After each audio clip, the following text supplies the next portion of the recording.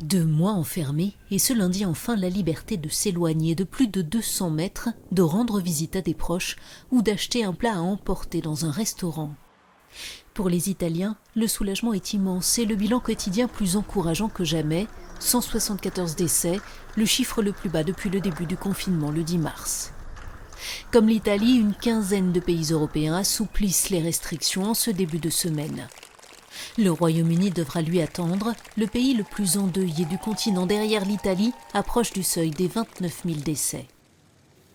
À peine remis du coronavirus, Boris Johnson planche sur un plan de déconfinement qui sera annoncé dans les prochains jours.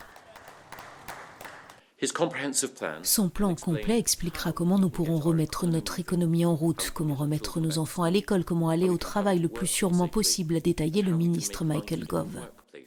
Mais avant d'assouplir les restrictions, nous devons nous assurer que le nombre de cas soit à la baisse, que le nombre de décès soit à la baisse, que le NHS ait ce dont il a besoin et que les mesures soient en place pour empêcher une seconde vague qui submergerait de nouveau les services de santé.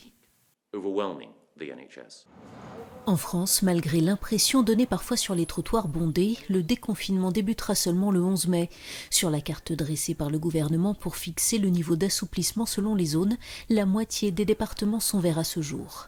Les chiffres des décès et des hospitalisations continuent de décliner.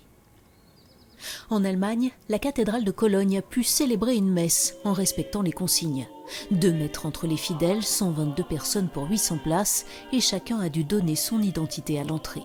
L'ouverture des musées et des aires de jeu a aussi été autorisée.